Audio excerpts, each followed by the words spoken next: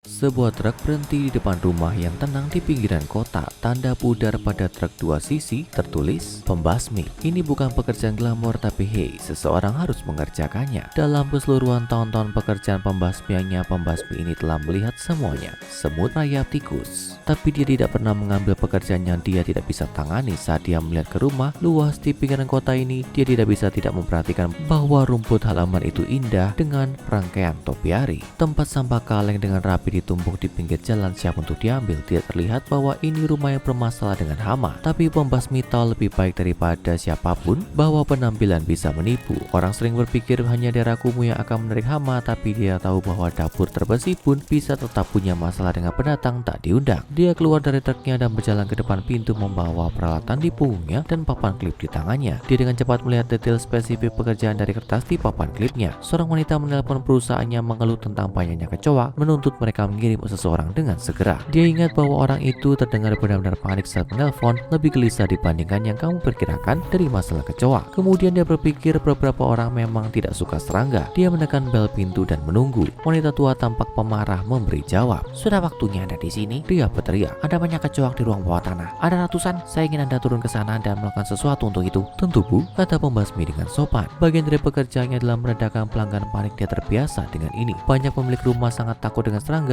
hingga mereka syok saat melihat seekor laba-laba atau kecoa. Dia terbiasa berurusan dengan semua hal merayap yang menakutkan, jadi dia tidak khawatir. Dia tahu ini akan menjadi pekerjaan mudah. Anda di tangan profesional, kami akan membasmi kecoa itu. Dia berkata, mengulangi slogan perusahaan yang perlu diulangi. Mereka ada di bawah tanah, kata wanita tua itu. Aku sudah mencoba membunuh mereka, tapi mereka begitu banyak dan mereka juga cepat. Aku terlalu tua untuk mengejar sekumpulan serangga. Itu melelahkan tulang tua ini. Saya dibawa dengan semprotan, tapi saya terlalu lelah untuk terus melakukannya. Seperti serangga itu membuat saya mengantuk. Tentu saja Bu, pembasmi itu tidak bisa tidak memutar mata saat wanita tua itu terus komplain tentang kecoak yang ada di bawah tanah. Tentu ada penjelasannya mudah untuk semua ini. Wanita ini sangat tua, jadi dia tidak akan sanggup lari berkeliling tanpa menjadi lelah. Itu jauh lebih masuk akal daripada percaya bahwa kecoak entah bagaimana secara ajaib menguras energinya. Lagi pula dia terbiasa mendengarkan segala macam cerita gila dari klien yang takut, jadi dia tidak terlalu memikirkannya. Baik, saya akan melihat masalah yang Anda miliki. Pembasmi itu membuka pintu ke ruang bawah tanah dan turun ke dalam kegelapan. Dia meraba-raba untuk mencari lampu dan pada akhirnya dia menemukannya. Dia menyalakan lampu dan bolam gantung di langit-langit itu menyala. Tangga turun menuju ke kedalaman di ruang bawah tanah yang rusak dan reot. Dia membuat catatan mental sambil memperhatikan langkahnya saat dia turun. Papan tangga dengan seram berderak di bawah kakinya. Ruang bawah tanah penuh dengan sampah, semua itu ditumpuk dari barang sumber hidup dari pemilik rumah. Dia melihat tumpukan kardus kotak meluap dengan buku tua dan pakaian compang-camping. Kaleng cat ditumpuk di sudut melanggar hal yang terkait dengan keamanan dari api. Kettle menggerincing dan mengi sepertinya perlu diganti dengan segera. Udara terasa lembab dan apak dan dia bertanya-tanya apa wanita tua itu pernah membersihkan ruang bawah tanah ini. Melihat kekacauan ini, tidak heran dia akan punya masalah dengan kecoa. Pembasmi mau tidak mau memikirkan betapa berantakan dan bobroknya ruang bawah tanah ini dibandingkan dengan fasad rumah yang rapi di luar. Pembasmi mengeluarkan senternya dan menyalakannya. Dia mengarahkannya ke sudut berharap untuk melihat beberapa bukti invasi serangga ini. Dia tidak melihat apa-apa. Wanita tua itu menggambarkan ruang bawah tanah yang penuh dengan gerombolan serangga, namun dia tidak melihat satupun. Dia menahan uapan. Kenapa dia merasa sangat mengantuk? Pekerjaan ini pasti lebih menguras tenaga dari yang dia kira karena dia sudah merasa lelah. Mungkinkah wanita tua itu benar? Apakah ada sesuatu di ruang bawah tanah yang membuatnya mengantuk? Mungkinkah ada sesuatu tentang kecoak yang dia salahkan? Tidak, itu konyol. Dia cukup tahu tentang kecoak untuk mengetahui bahwa itu tidak mungkin terjadi dan dia tidak akan mulai mempercayai fantasi sekarang. Dia pria yang rasional. Dia tahu bahwa kamu tidak boleh kehilangan akal dan diharapkan untuk melakukan pekerjaan ini dengan baik. Selain itu, dia mengingatkan dirinya sendiri bahwa dia masih belum benar-benar melihat bukti masalah kecoak sama sekali. Dia terus mencari-cari di ruang bawah tanah dan masih tidak menemukan apapun. Dia mengerutkan kening. Ini benar-benar memprihatinkan. Pertama-tama dia tidak menyukai gagasan untuk menjelaskan kepada wanita tua di lantai atas bahwa dia sebenarnya tidak memiliki masalah kecoa sama sekali. Dia mungkin tidak akan bersikap baik padanya dengan mengatakan bahwa dia delusi, tapi juga dia berharap ini akan menjadi pekerjaan besar. Jika dia tidak dapat menemukan serangga apapun, dia tidak akan dapat membenarkan menagih wanita tua itu untuk kunjungan ini. Sangat buang-buang waktu. Tiba-tiba dia menangkap gerakan dari sudut matanya. Dia berputar mengarahkan senternya ke sudut cukup cepat untuk melihat sesuatu menyelinap melalui celah di dinding. Apakah dia membayangkan itu? Tidak, katanya pada dirinya sendiri. Dia pasti melihat sesuatu. Bagus. Dia mendekati sudut, semangatnya tiba-tiba terangkat lagi. Dia senang bahwa dia benar-benar memiliki sesuatu untuk dilaporkan ke klien di lantai atas. Mungkin dia akan menemukan seluruh sarang di celah itu. Itu bagus. Dia bisa membenarkan rekomendasikan fumigasi penuh untuk rumah dan itu akan membawa uang yang sangat dibutuhkan ke dalam bisnis. Dia menyipitkan matanya dan mengintip lebih dekat, bahkan dengan sinar senternya yang terlatih di celah itu sangat gelap di ruang bawah tanah sehingga sulit untuk dilihat. Dia bisa melihat papan kayu dari bangunan atas rumah melalui cat yang mengelupas di dinding, dan jika dia menyipitkan mata, dia pikir dia bisa melihat sesuatu yang menggeliat di antara papan itu. Apapun itu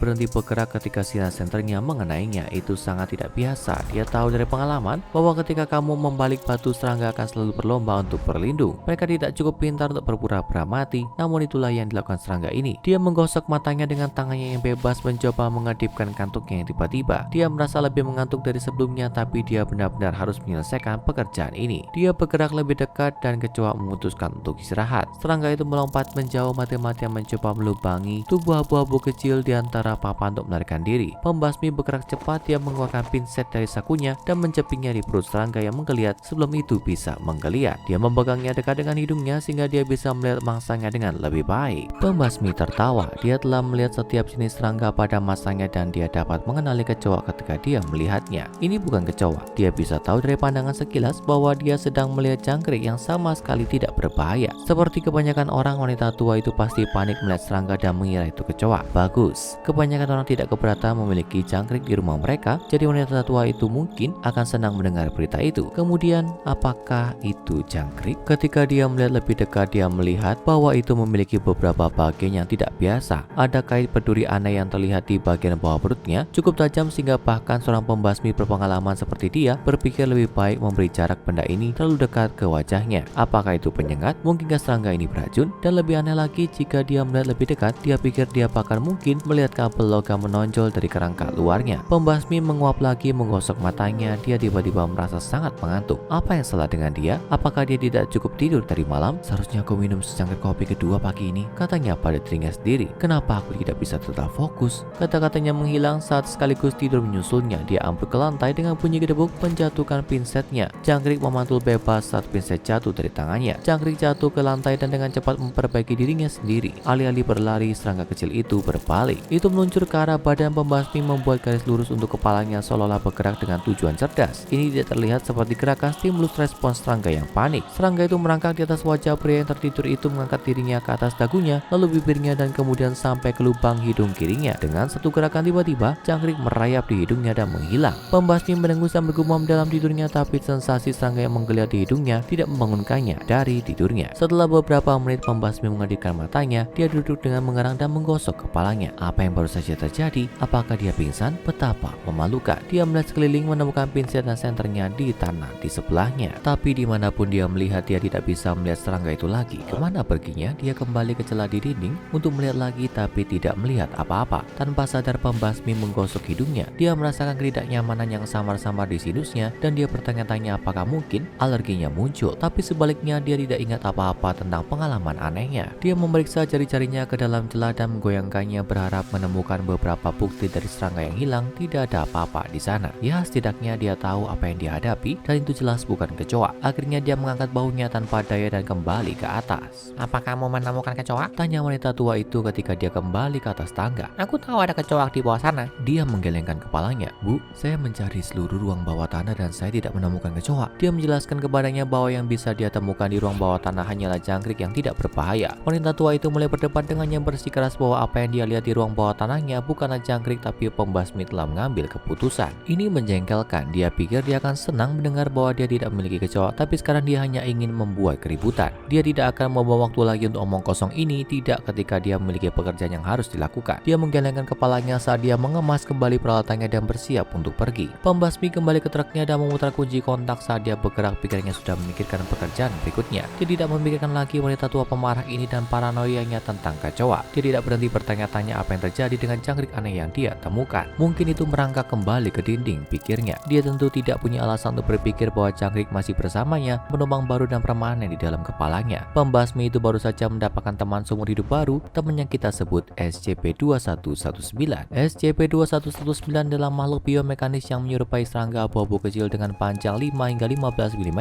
dengan tubuh tersegmentasi, 6 kaki bersendi dan tonjolan dari kepala dan perut yang masing-masing menyerupai antena dan ovipositor. Namun SCP-2119 tampaknya tidak bereproduksi dengan cara apapun yang diketahui manusia, jadi ovipositor ini kemungkinan hanya merupakan bentuk mimikri. sesuatu yang ditambahkan untuk membuat SCP-2119 tampak seperti serangga biasa agar tidak terlalu mencolok bagi manusia. Pengujian genetik telah menentukan bahwa bagian organik SCP-2119 sebagian besar identik dengan Gryllus rubens atau dikenal sebagai cangkrik tanah tenggara. Satu perbedaan penting antara SCP-2119 dan cangkrik tanah adalah bahwa SCP-2119 juga dikenal sebagai parasit menular, memiliki 6 kait berduri di bagian bawah tubuhnya. Anehnya, SCP-2119 juga mengandung bagian mekanis termasuk bagian silikon yang tidak cocok dengan merek apapun yang diketahui, dan kabel platinum membuat para peneliti organisasi berasumsi bahwa SCP-2119 adalah bentuk kehidupan buatan. Saat ini siapa yang membuat SCP-2119 dan mengapa masih menjadi misteri. Dalam banyak hal, SCP-2119 tidak hanya terlihat seperti serangga biasa tapi juga bertindak seperti itu. Tampaknya memiliki kesadaran diri dan kecerdasan yang sangat mendasar yang sebanding dengan saudara-saudara serangganya, mampu merasakan inang potensial atau mendeteksi bahaya. Ini menunjukkan banyak naluri pertahanan diri normal yang umum untuk kehidupan serangga. Jika ditemukan oleh manusia yang sadar, itu akan melarikan diri atau bersembunyi. Tapi itu memang memiliki satu pengaturan pertahanan diri yang tidak dimiliki serangga normal. Setiap manusia yang mendekati SCP-2119 akan mulai merasa ngantuk, akhirnya pingsan dalam waktu 3-8 menit. Setelah subjek manusia tidak sadar, SCP-2119 akan memasuki kepala mereka baik melalui lubang hidung atau saluran telinga, dan akhirnya menuju ke otak subjek, di mana itu akan menggunakan kait berduri untuk menempelkan dirinya ke korpus kolosum yang adalah serabut saraf yang memungkinkan komunikasi antara sisi kiri dan kanan otak. Subjek manusia secara bertahap akan bangun tanpa ingatan tentang peristiwa tersebut. Setelah bangun, subjek akan kembali ke rutinitas normal mereka dan melanjutkan hidup seolah-olah mereka tidak terpengaruh. Tampaknya infeksi parasit yang menularkan tidak menyebabkan kerusakan fisik, mental, atau psikologis pada inang atau mengganggu kehidupan sehari-hari mereka dengan cara apapun. Semua upaya untuk membuang SCP-2119 secara fisik dari otak inang sejauh ini telah mengakibatkan kematian inang, karena SCP-2119 tampaknya memiliki beberapa cara untuk menghentikan aktivitas otak inang ketika terancam. Setelah inang mati, SCP-2119 akan keluar dari kepala inang, sekali lagi baik melalui lubang hidung atau saluran telinga, ketika menentukan bahwa tidak ada manusia lain di area tersebut. Setelah SCP-2119 menempati otak inang, itu akan mulai menyiarkan sinyal radio 514,1875 MHz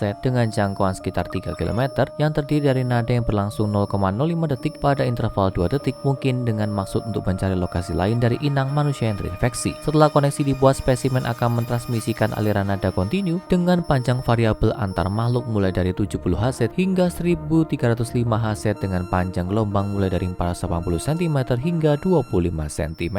Anggota organisasi sejauh ini tidak dapat membedakan pola apapun dalam sinyal sehingga tidak diketahui apakah itu merupakan bentuk komunikasi atau hanya acak. Yang paling berbahaya dari semuanya, SCP-2119 tampaknya mampu bermanifestasi secara spontan di dalam otak manusia tanpa masuk melalui telinga atau hidung. Mereka yang mendekati inang yang terinfeksi memiliki peluang 14% untuk secara spontan memanifestasikan SCP-2119 di otak mereka sendiri. Karena SCP-2119 tidak memiliki alat reproduksi yang terlihat, bagaimana tepatnya hal ini terus membingungkan para ilmuwan organisasi. Spesimen SCP-2119 disimpan satu persatu dalam tangki tertutup rapat yang terdiri dari kaca berpelindung RF dan hanya dilepas untuk pengujian. Pengujian harus dilakukan di ruang tertutup rapat yang terdiri dari dinding beton baja untuk memblokir transmisi radio SCP-2119. Semua anggota yang menangani spesimen SCP-2119 diharuskan mengenakan pakaian bahan berbahaya tingkat 3 untuk melindungi mereka dari infeksi. SCP-2119 baru-baru ini diperbarui dari sebutan Euclid ke Keter setelah insiden aneh, di mana semua inang yang diketahui tiba-tiba menghentikan semua gerakan, pernafasan, dan aktivitas otak mati secara efektif. Setelah 7 menit dan 12 detik, subjek dihidupkan kembali tanpa efek buruk dari kematian mereka yang nyata dan tidak ada ingatan tentang kejadian itu. Namun selama interval 7 menit, parasit yang menular berhenti menyiarkan suara statis mereka yang biasa dan malah menyiarkan apa yang tampaknya merupakan percakapan santai di tempat kerja antara dua teknisi yang bekerja untuk entitas apapun yang memproduksi SCP-2119. Semua subjek yang terinfeksi SCP-2119 mulai mengeluarkan suara gesekan aneh dari tenggorokan mereka yang kemudian ditentukan oleh agen sebagai suara kursi yang diseret melintasi beton. Setelah ini, subjek menyiarkan percakapan antara dua teknisi yang tampaknya tidak menyadari fakta bahwa kata-kata mereka sedang ditransmisikan. Selama percakapan ini, kedua teknisi ini mengeluh tentang seorang bernama Rike yang diduga oleh organisasi sebagai supervisor mereka, dan setelah itu salah satu dari keduanya terdengar meminta dan kemudian meminum sekaleng Coca-Cola. Siaran tiba-tiba berakhir ketika salah satu dari dua teknisi tiba-tiba menyadari bahwa mereka sedang siaran langsung dan memberhentikan siaran. Nama Rike sejauh ini merupakan satu-satunya petunjuk organisasi tentang siapa atau apa yang membuat SCP-2119, tapi Tapi sejauh ini semua penyelidikan untuk penentuan identitas Rike tidak berhasil. Saat ini tidak mungkin untuk memperkirakan berapa banyak orang dalam populasi umum yang terinfeksi SCP-2119, tapi mengingat betapa menularnya parasit tersebut, parasit ini diperkirakan menyebar sangat luas. Tanpa cara yang diketahui untuk menonaktifkan SCP-2119 tanpa membunuh inangnya, penahanan SCP-2119